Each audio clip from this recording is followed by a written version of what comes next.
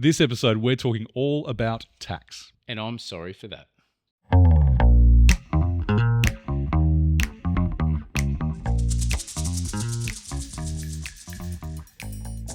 TK, Hello, Pete. how are you? Fantastic. Get really nervous and Corey- the ATO website. Corey's on the ATO website, so I'm out. But Jody, I need your help. there's a reason. There's a reason we were looking this up. Our good The long friend, lunch is back, baby. well, maybe. It will. But the three, Common sense has got to prevail. the three, common sense in government. The three letters that are not the bane of everyone's existence, but in terms of hospitality, when these three letters were introduced, it had a seismic effect Oh, God, yes. on everyone, because we're talking about FBT, Fringe Benefits Tax. Now, before we get started, neither Tony or myself or Corey or any other being alive or not alive in this room has any kind of ability to give you professional advice. So if you are seeking advice, find a professional, not these two idiots. But we're going to tell you some of the things that potentially we've got some ideas around it, or some conversations that we've been having around just tax in general. But FBT is sort of a little bit of a hot topic right now, because I'll let you take over. Yeah, there's rumour and innuendo out there at the moment that if the Liberal Party gets in, they're going to abolish fringe benefit tax that they placed on long lunches years ago. Yeah. And back in the glory days of restaurants where, you could go out for a long lunch, enjoy a bottle of Grange and a T-bone steak and basically get it 100% tax deductible. And then that got ripped away. Yeah. So that's kind of the very, very, very broad Yeah. version of it. They're talking about abolishing the long lunch to a certain extent. I think it's $20,000 Right. and Annually Yep, per and, employee. Um, That'd be interesting. yeah, no, I don't think it is. Couldn't be, surely. I'll try and pull up the data that Jeez, I I'm found on thinking it. someone like BHP, that's a gazillion And, dollars. and there's no alcohol, Right, okay. which I'm not opposed to either. So So what happened when this got brought in is that those long lunches that that would have been in your days. it was certainly sort of right at the start, and it got brought in, and it was a handbrake. You Yep. know, and particularly back then, it was dudes in dark pinstripe suits thinking they're awesome. They just watched what was that movie with Michael Douglas in it? Wall Street. Oh, yeah. And they thought they were pretty cool, but they were good because they come in and spend heaps of money because it wasn't theirs. Yeah. And they were claiming it. Yep. So that was all positive for everyone. But then it got taken away. And all of a sudden, restaurants, particularly in CBD areas where this was a big thing, Sydney, Melbourne, Brisbane in particular, just shut down almost. Yeah. Like it just handbraked the whole industry. 100%. Particularly for lunch, because that, like, if your business was corporate lunches and that just gets taken away, because FBT is it 50%, 48%? I think it is. So Yep. let's say you spend $100 on a steak, you've actually got to go then and pay another $48 to the government for the privilege of having that steak because you had it at work. I do want to bring it up. I do want to find it here. Here it is. What do we got? Unplanned, it's planned to provide small business with a $20,000 capped tax deduction for business-related meals and entertainment. The proposed measure would run for an initial 2 years and be exempt from FBT. So this is, what are we looking at here? This is Accountants Daily.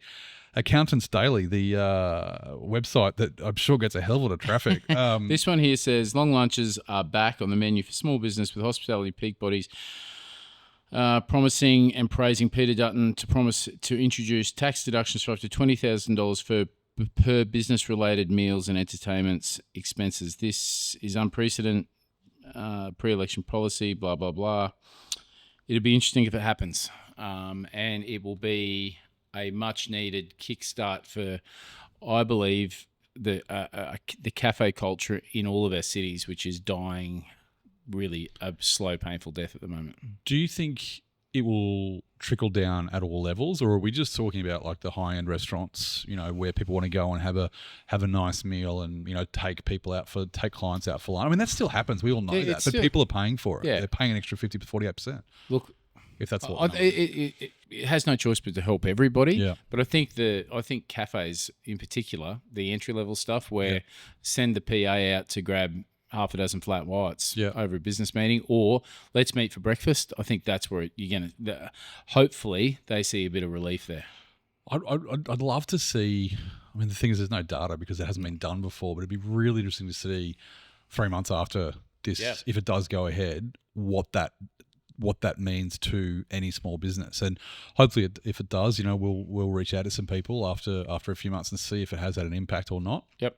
I think we're going to see different impacts at different levels. Great. I think what you'll see is that maybe if you're seeing someone once a month, you might see them twice a month. But that is a huge thing. Oh, God, yeah.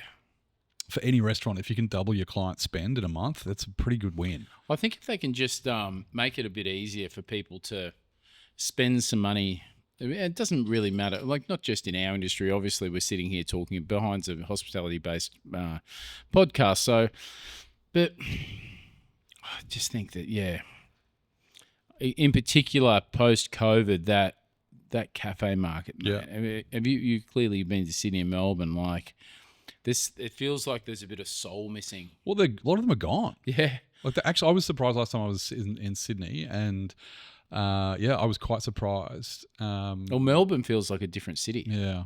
There's some pockets like Richmond and St Kilda that have still got that vibe about it, but mate, that inner city, a lot of those offices still are nowhere near capacity again, and some of these cafes that used to do 70 or 80 kilos of coffee beans a week. They're not a pinch on the business they used to be. Yeah. It's really sad to see, to be honest with you. I was talking to a friend last weweek. He's at a cafe up at Perugian, and I saw how he's going. He said, we had a good day. We did 13 kilos today. I was like, today? Wow. It's like, it might have been 11, whatever it was. It was a shit ton of coffee. Mate, I'm like, 5 kilos a day is a lot. 11, I think he said. 11 kilos. And it's like, how many coffees is that? What's that? You're looking about 1,100, I think. Yeah, I think it was probably. I mean, they have good coffee as well, so it's probably a bit higher. So they're probably the yield's probably a little bit lower. But I'm hearing a lot of people bitching and whining about the price of coffee as well. But it just is what it is. You know what I mean? Like, I think it started too low. Potentially it was like, I remember people. My first cafe, and someone was like, "Oh, you make so much money on coffee," and we're sitting there at the time going, "No, we don't." Like, when you add everything up. If you put everything into it, it's like, the beans, the raw beans themselves aren't that expensive. But then milk, again, this is a long time ago, so milk was a different price, sugar was a different price, staff were a different price. But all your overheads are still there. You must hear it now when people go, "There's way more money in booze than food." That's bullshit. There's not. Than booze than food? Yeah, no, I wouldn't. It's just that there's a significant decrease in the amount of labour needed to pour a beer, open a bottle of wine. Yeah, exactly. That's like. So what's a Corona cost you?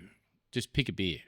Let's say is it $2.20? Like, what the fuck? How much are you charging for a Corona? You know what I mean? Like, it's you're not making $1 zillion on that. No, and I think it comes down to when like articles come out, like they always do, and they have been recently, about cost of living. And I get it. Don't get me wrong, but when you're looking at, it's always like they'll pick a pint. Like pints of beer are now $16 or $18, and it's like, that is ridiculous. First and foremost. But no one's holding a gun to your head to have that pint either. No, I paid $16.90 for a beer at Cairns Airport last week. And that's in the airport. You're going to expect to pay the airport tax of twice the price anyway. But I do think that things like the excise tax is just a fucking insidious tax. Like, that's... you preempted that. So I mean... Because that's gone up again this week. So it's like, okay, we'll have to put the beers up in all of our restaurants. Yeah. So those excise and CPI increases that happen every year with all the beer companies, they're all coming through at the moment. And I've been negotiating with one of our big suppliers to sort of limit it as much as possible, but there's only so much they can do at the end of the day, because it's not them putting the prices up. It's not them making more money. It's like whinging about a takeaway coffee when nobody even knows what a takeaway cup cost that the coffee goes in. Before you even talk about the cost of the beans, the sugar, the milk, all of that shit, nothing's free. The lid.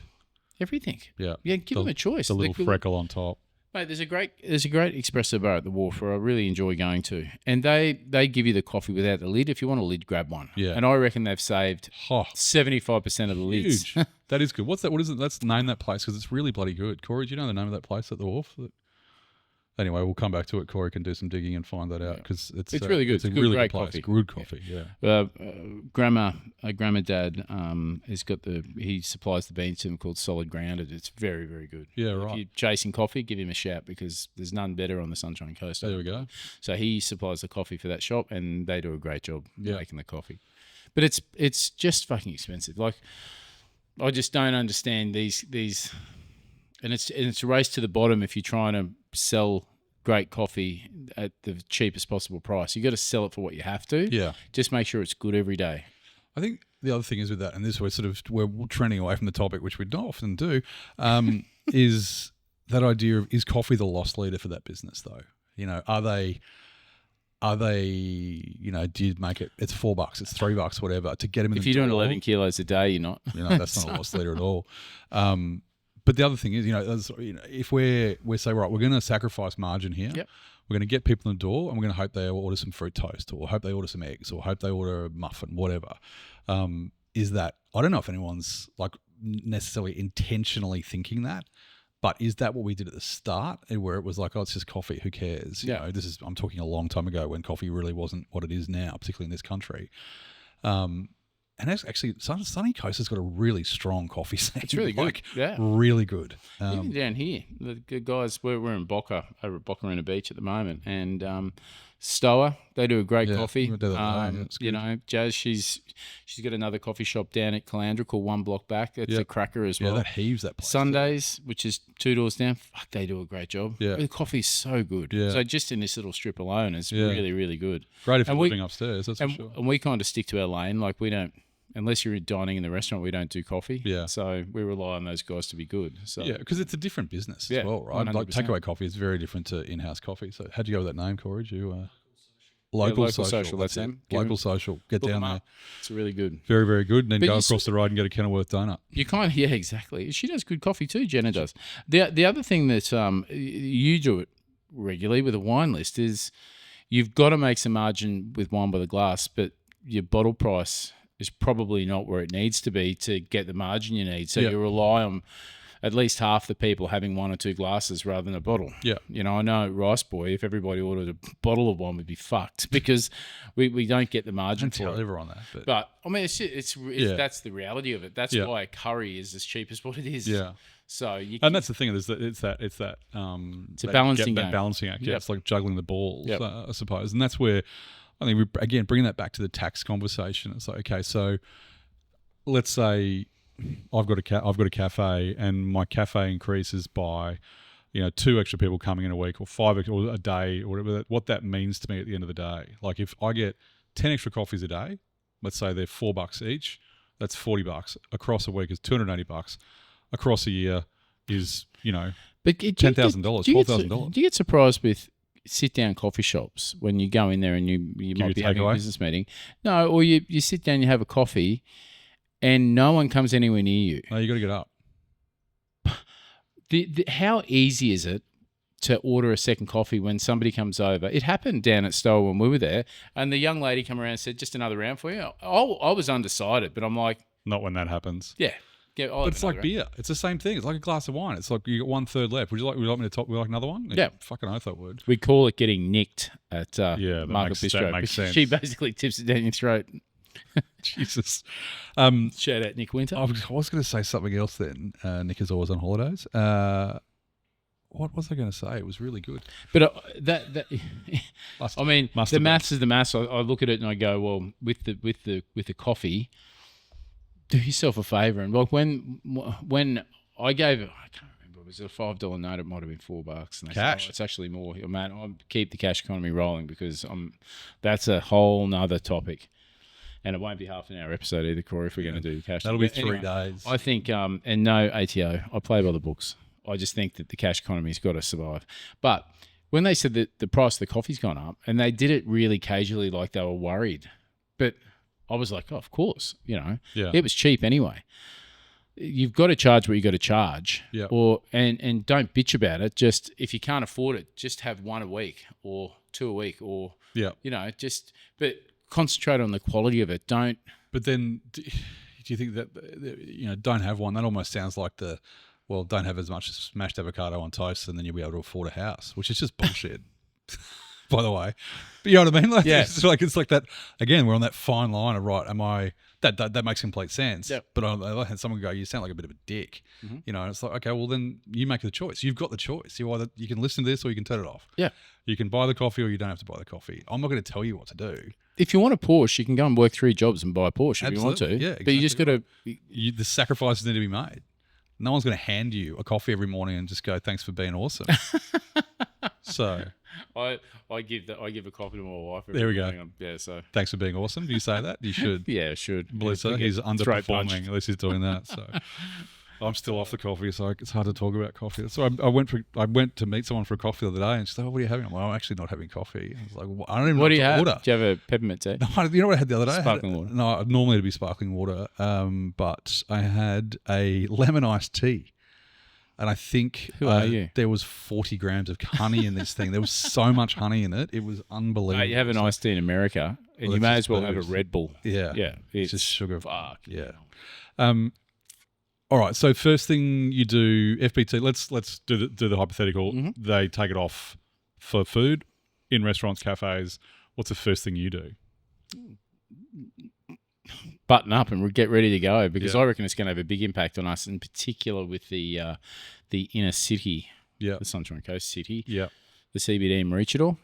Yeah, I think it's going to have an impact, and I don't know whether we're going to see a 20% uplift in trade. Yeah, but I'm with you. We might see a handful of people come twice a week now, which, mate, we'll take it wherever we can get it. In particular, if it's return clientele, like because they're entertaining more, that's just gold for us. Because I think they're talking it's small business only, right? So it's like, what does that mean? Is that like 50 and under employees? So it's like there'll be caveats on it. We all know that. That's just they're not going to just hand you one thing, because generally it's over here. I'm going to take it over there from someone else. So, which is generally always the case. Like with wine, when sales tax was removed, when GST was implemented, and the government realised that they were going to lose a shit ton of money from the wholesale sales tax removal, so they invented a new tax called the wine equalisation tax, which is 29% of every single bottle of wine that everyone buys. I wonder how many people actually realise that. Well, it's in Australia, if you add GST to that, it's over 40% of every single bottle of wine you buy. So the cost of that bottle of wine when you see it on the shelf, 40% of it straight to the government. People don't realise that. They can fucking hell. HEP posted a thing today about the excise, saying that if 40%, that's right, he did too. 40% of every single can of Larry, or any of their beers for that matter, is just go straight to the government. So, yeah, I mean, we're really having a bit of a crack at the government today, but this could be a very positive thing. Could be. So Fingers crossed. I'm all for that. It's just working out how, when, all of those kind of things. But I'd feel a little bit better about the government taking my money if I felt that they were spending it a little bit better as well, because it's like, fucking hell, the drive over here this afternoon, the Sunshine Coast Road Network, like, I think network is actually holy Christ. Fuck. The what? Oh, mate, exactly. I heard a statement the other day that within the next 5 or 10 years, they're predicting that, not 5 or 10 years, 20 years, there's going to be 500,000 people living on the Sunshine Coast. Like, I just don't know how that happens unless... Where? God, I don't know. Aura. Has to be.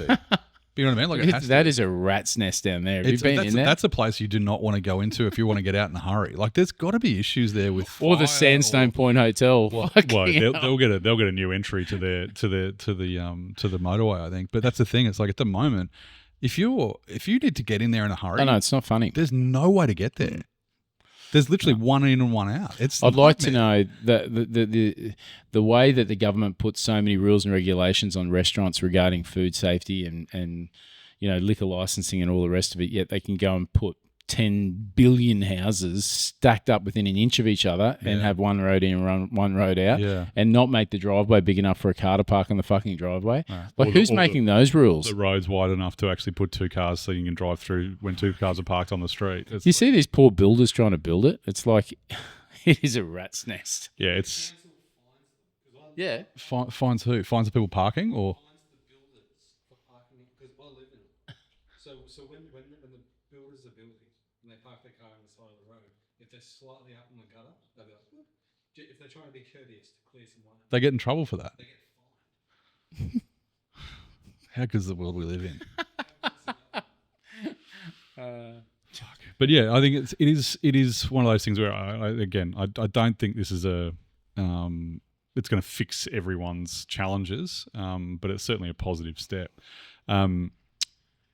Just on the tax topic, we mentioned in the last episode we're talking about wage theft and the concept of wage theft and what that means, and a few hints and tips for those that are experiencing something that's not great.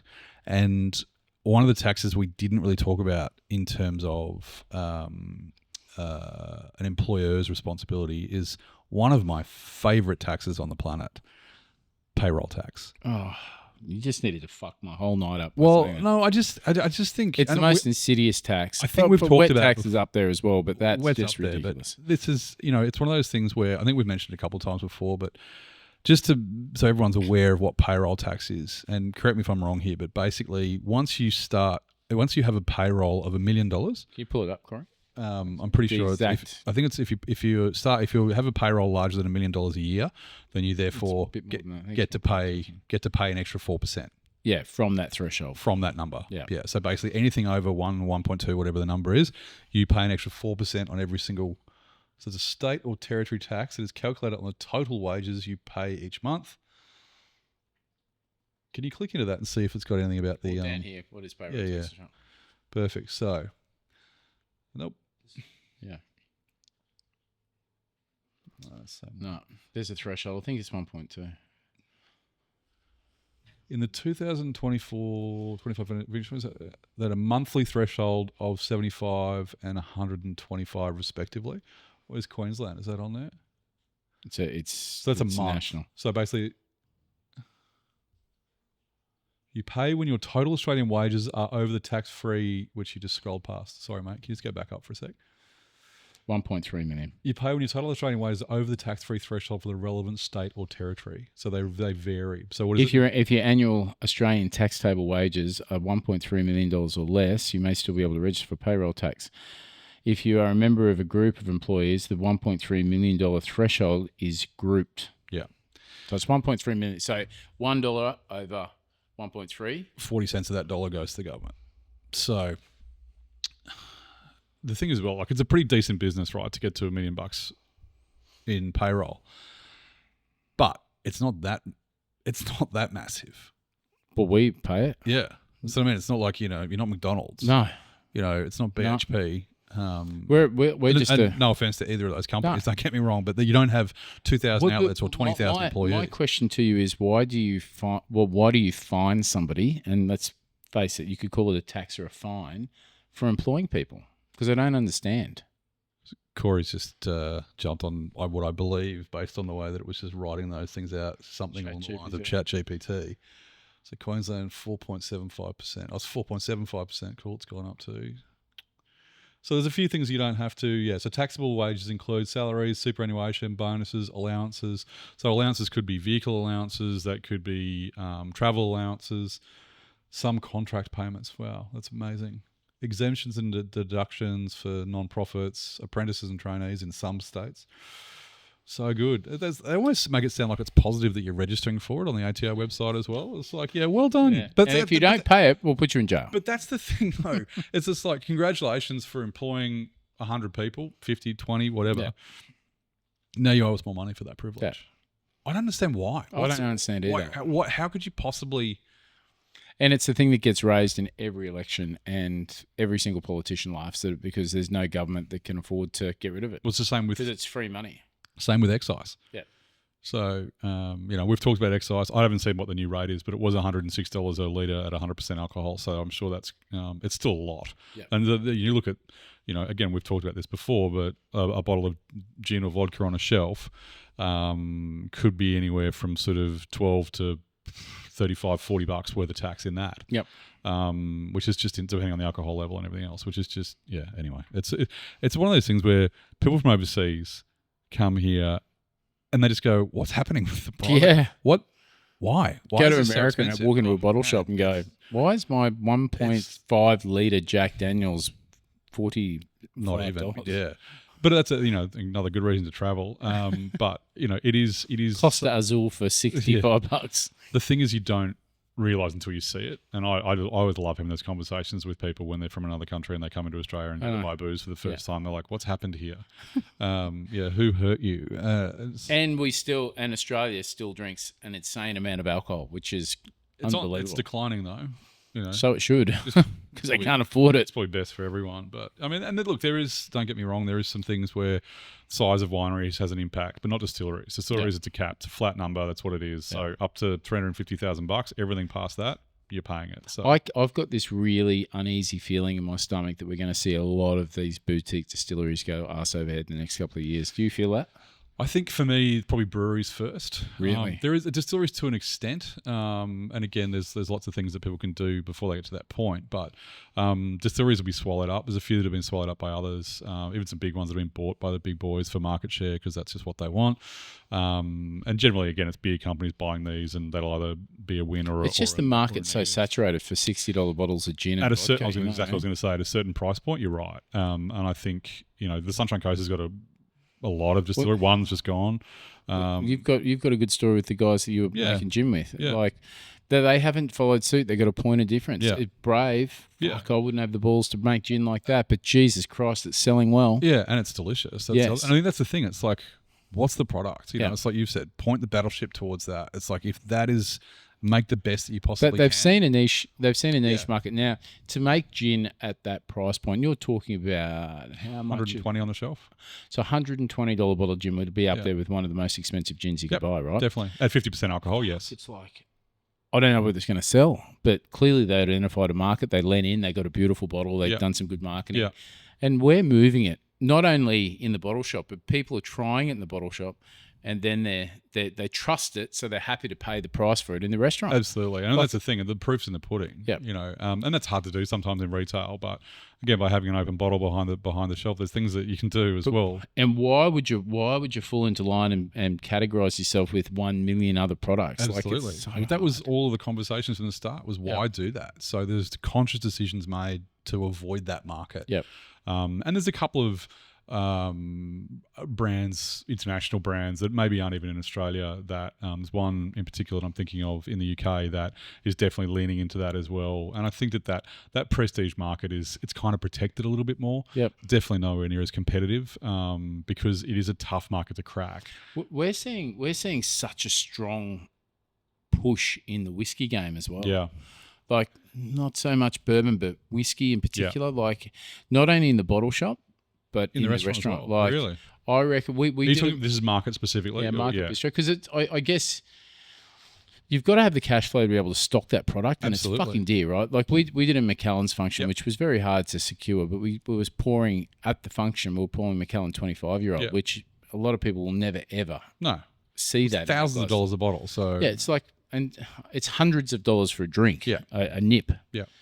And we've sold that whole bottle. We're getting another one. Yeah. And I can't help but just be astonished by that. But there is obviously a market there, and our online trade now we've been verified by the whiskey nerds. Yeah. Like I'm always gobsmacked at how much we sell of these extremely rare and expensive bottles of whiskey. And that's and you exactly started that at the start, Bob, Yeah. right? Trying to find this hard to get shit.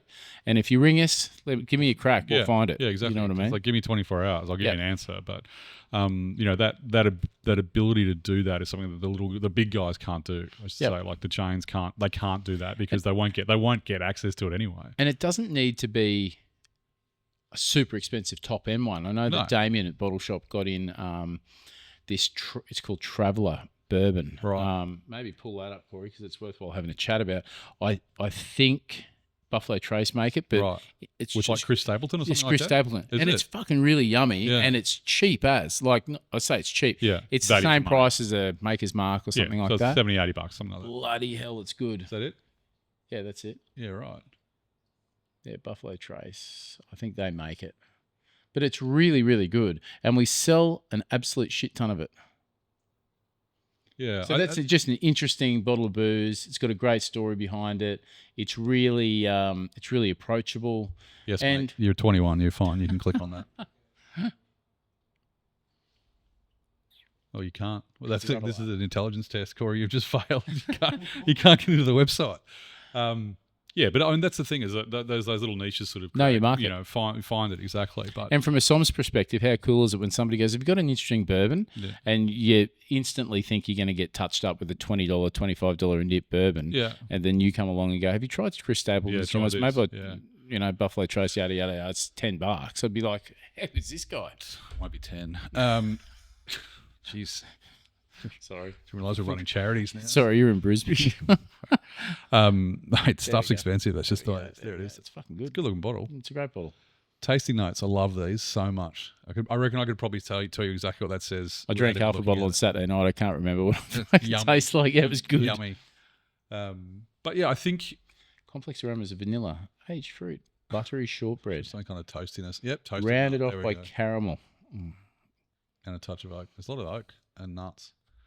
Robust finishes. Yeah. I mean, I think this is the thing with any of those kind of products, like those collaboration stuffs, like Terramana Tequila, any of those things where there's someone involved that has a brand, like, you know, The Rock or Chris Stapleton's fairly big. Chris Stapleton, Conor McGregor, George Clooney, Ryan Reynolds, you know, these guys have all done these things and made very, very good money out of it. But it's always big companies buying them for market share.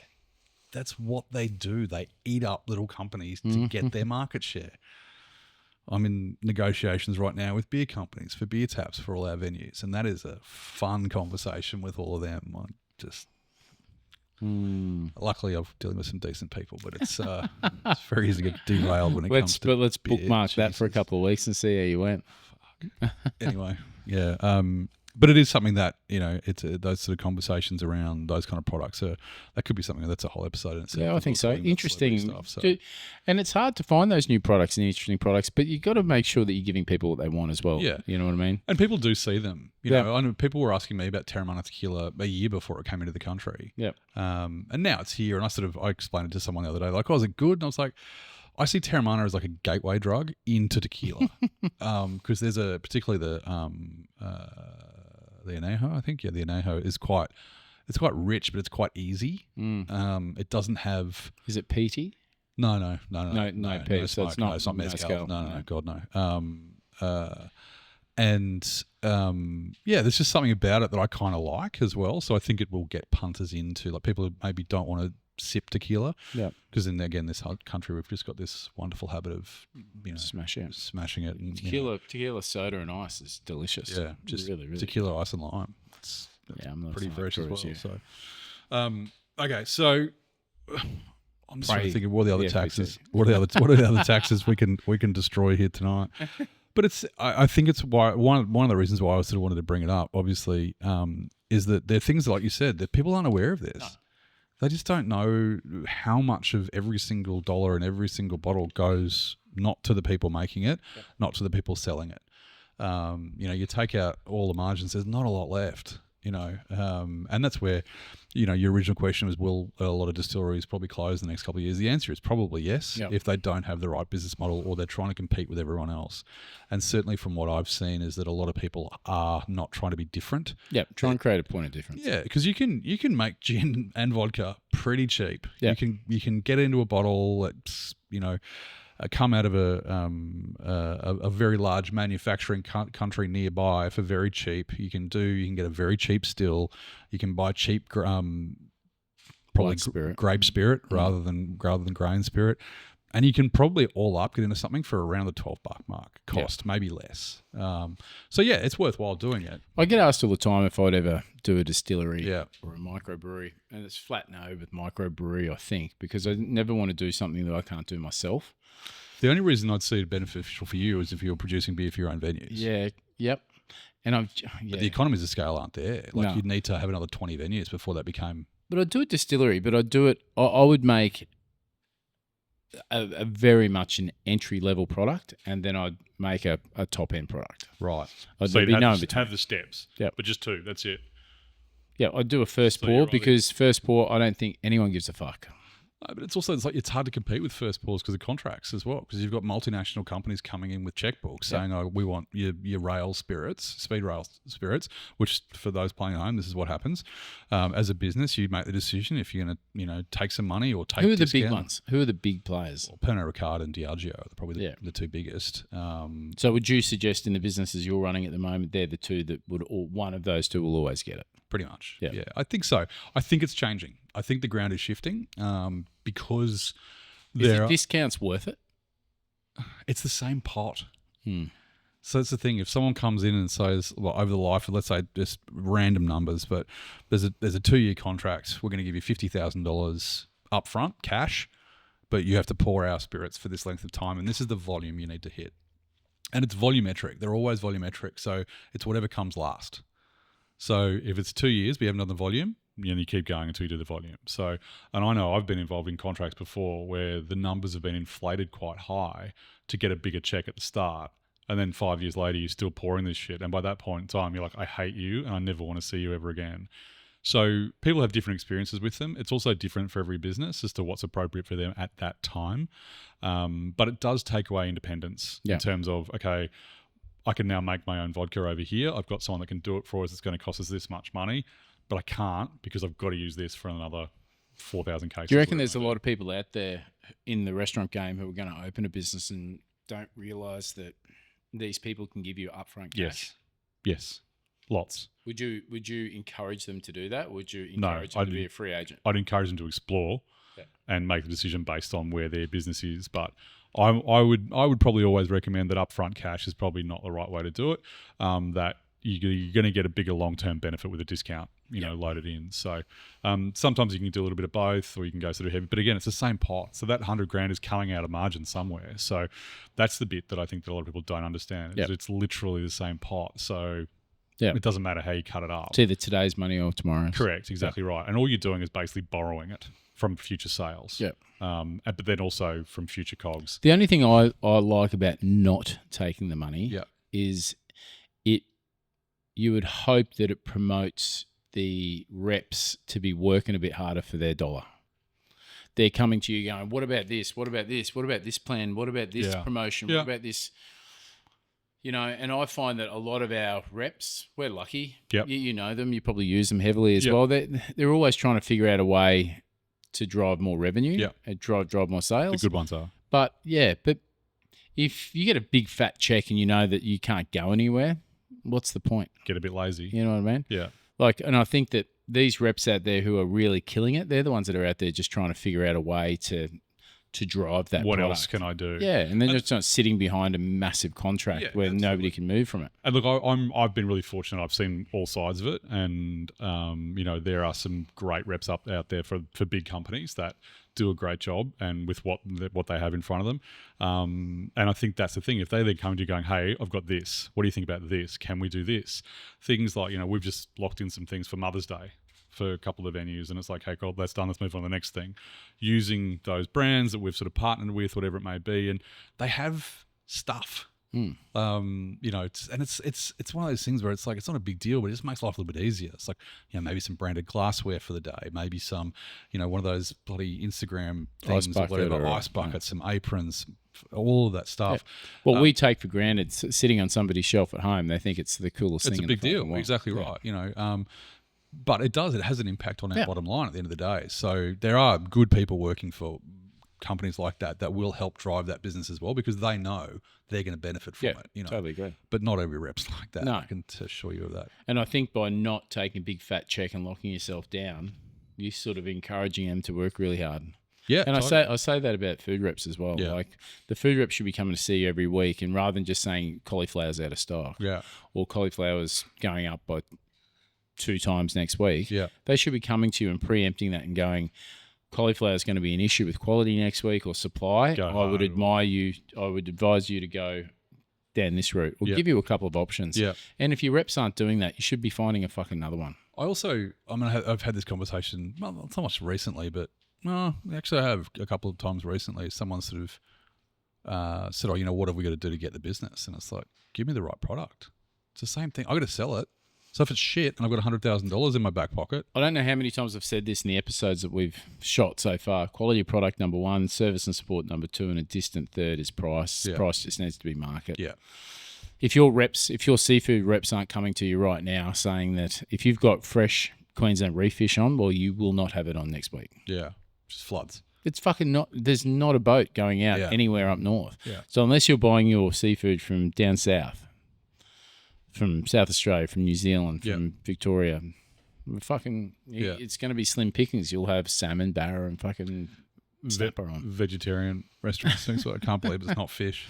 What are we going to do? No snapper? No, there's snapper. Snapper and Snapper's Darwin. fine. Always see snapper. We've lent quite a way away from FBT at this point in time. I don't even think we've. Boring as fucking dog shit anyway. Talk about tax. I mean, it is and it isn't. It's just all relevant though. That's the thing. It's all Education. stuff If people anybody's just know. got any questions about it, we'll try and dig it out. I'm happy to ask my accountant. So if you got a burning question, Yep, shoot us a message. I think it's a good thing to do. We can get Jodie on. She's Jodie keen love for it. that. Yeah. She did a podcast the other day. She was quite interesting to speak to. It probably wouldn't be a bad idea. Maybe Yeah. when we went to Corey, maybe we could look at doing a live one day and get people to call in and things like that. Put her right on the spot. Why not? No preps, way more fun. So Mate, what about when you're designing menus with your wine list and so forth? Yeah. I think we're getting on this fucking batshit boring fucking tax topic. What a lot of people don't do is they don't allow for GST in their menu. in their costings. Yeah. Yeah. So when we reverse engineer our costings, we say this beef dish costs $8.63 to put on the plate. Yep. What you need to be doing then is taking that $8.63 and multiply it by 1.1. Yep. And that will give you the exact cost of that dish. And then you put your margin on. Then what I do is divide that number Yep. by 0.28. And Okay. that gives you a sell price. Do you add GST to that? That's what the 1.1 is. Right. GST. So you do it on the purchases, So it's- even though the purchases don't have GST. Yeah, so it's like $10 for the dish. Yep. Multiply $10 by 1.1. 11.10. Divide by 0.28. Yeah. Okay. That is what you need to sell it for. So it's $29 Yeah. roughly. Or depending on what your budgeted food cost is. Yeah. If your budgeted So that's like food you're cost saying is you're- 25%, then Yeah. you divide it by 0.25. Yeah. And that will give you your sell price. Yeah. Okay. Because people that go, oh, yeah, what should we sell this for? I'm like, what do you need to sell it for? Oh, what do you mean? What does it cost? Oh, I'm not sure. Yeah. What the fuck are you talking I about? had that same conversation today. It's like we were talking about something about a cocktail, and it was like, oh, I think we could probably charge a few more dollars for that. And I was like, yeah, it's the same thing. It's like we could, but it's like, well, the cost will tell us Yeah. what to charge for it, Yeah, and and think then about- we'll have a look at that, because if we haven't done the cost yet, Yeah. then we have no idea what we're going to charge for it. And you don't sell it for what you can, sell it for what you have to, so then you can get fucking two sales. Yeah. Yeah. And But GST is one of those things that people don't account for, and then at the end of the month, when they go to give away There's fucking 11% 10% of their sales, they go, "What the fuck am I like?" where did that go? Yeah. So And we've talked about that before. I think one of the early episodes, I think we talked about people just completely forgetting that was a thing. yeah, And I've certainly seen that, if there's people work on the 30-30-30-10, but 30's wages, 30's cogs, 30's everything else. Yeah. So it leaves you 10% net profit, Whoops. or 10% profit. It's like, what about GST? It's like, GST. Oh shit! yeah. Then you get your first bass bill after Yeah. you've. and then you start having to pay it up front. That's just a wonderful thing as well. I think that Well done. even- Congratulations on doing so well. We'll take $250 now, thanks. Yeah, that's an insidious tax as well when you got to pay it before you even make it. Before you've even taken the money. Yeah. That doesn't make sense. No, I know. We haven't taken any of this money, so how can we owe you money that we I haven't remember taken yet? the first year that hit Rice Boy. I remember having I was in cold sweats. A coronary? Yeah. And I said to my accountant, how many really successful businesses go broke because of this? And she looked at me and she goes, you would not believe how many. Oh, I totally would. Like, it's fucking unbelievable. And then instantly you go on a payment plan, Yeah. or you try and just fucking beg, borrow, and steal and get yourself out of that mess. And Yeah. then realise, well, year 2 and 3, it gets a bit easier, but Yeah. fucking hell. Like, that's, Yeah. yeah. 'Cause Like we said, get a good accountant because you should be planning for that. Like, tax planning is such a big part of That's our the thing. business. Fucking hell. Particularly- And it's the worst day of my life when that happens because it's like, I can't sit still for the best of fucking times. Yeah. Like, you guys are lucky you got me for an hour. What you because actually I don't start- realise is that we've actually stapled Tony's legs to the seat every week. But But tax planning around a table, looking at a screen with Yeah. an accountant speaking So a much language you fun. cannot fucking understand. So much It's fun. like you need to dissect it further Yeah. for me. You know. But I think it's also, people talk about getting an accountant when you're struggling. I need a God, hand. no. It's like, no, it's the other. It's both. It's all the time, really. Yeah. But if you don't have an accountant when you're doing well, you're either not going to be doing well for very long, or You're going to think you're winning and you're not. thinking you're doing well and you're actually not. My eldest Particularly when son, the revenue's Michael, high. first business he's got, and I don't know.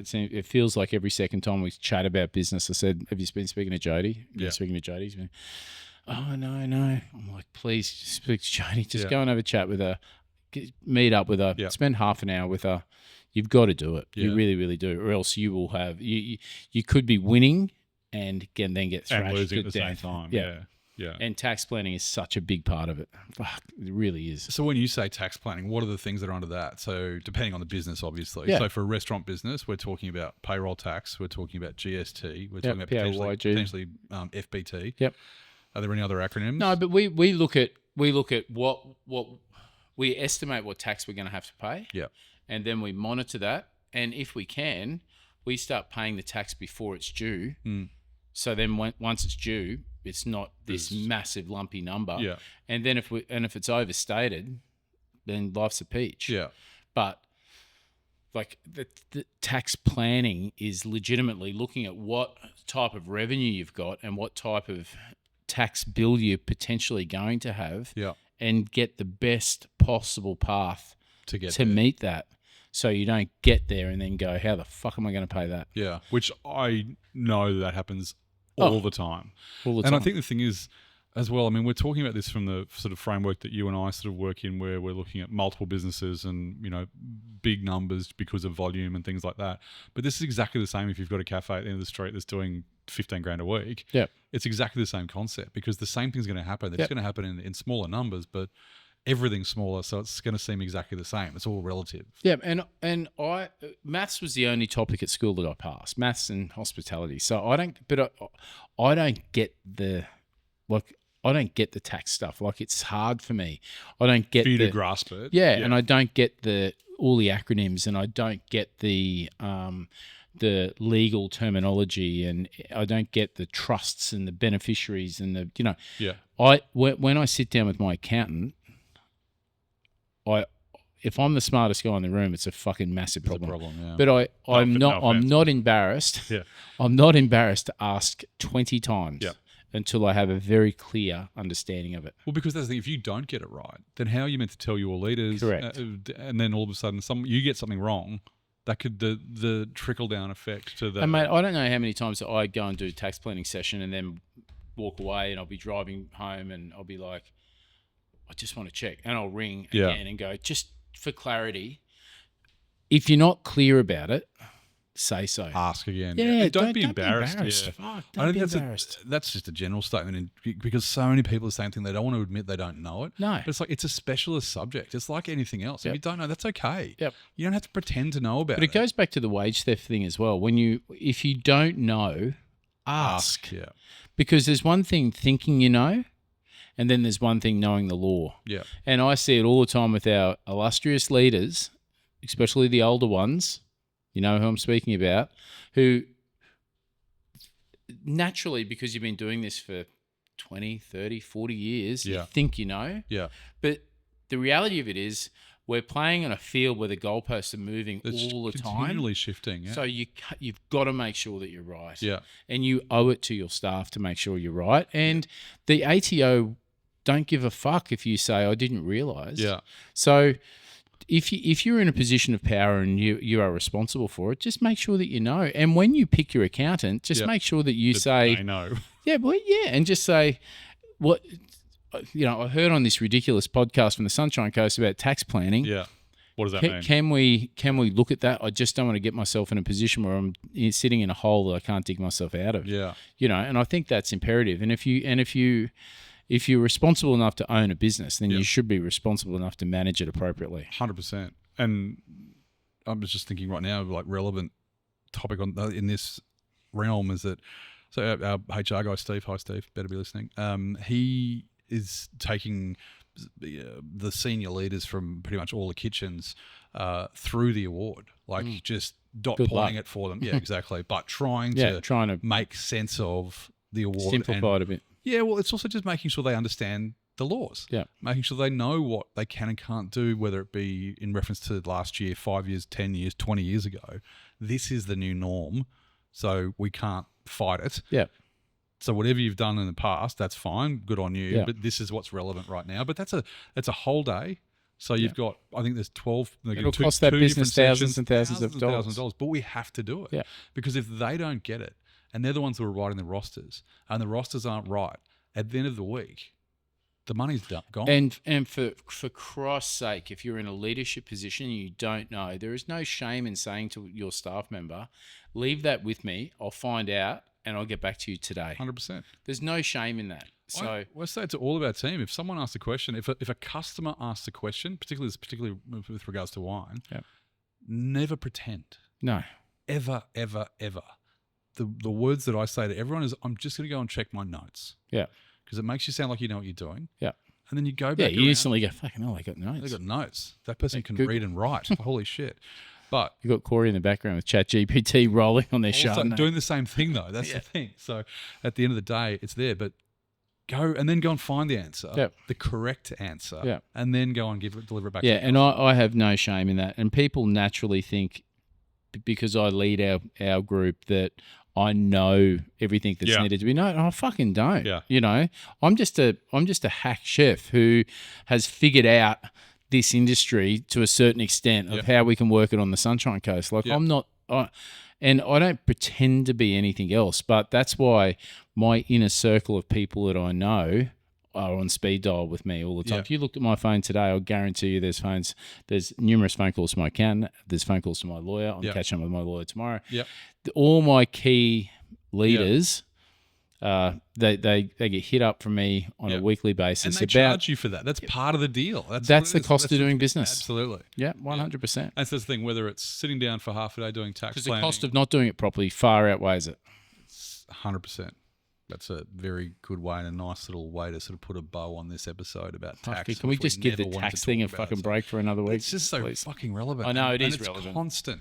And it is changing every week, every year, every month, new governments, whatever it may be. So, but it is that thing where you just got to learn it. And please, I'm not going to offer any tax advice, but if you've got a question that you might want answered in any way, shape, or form, shoot us a message.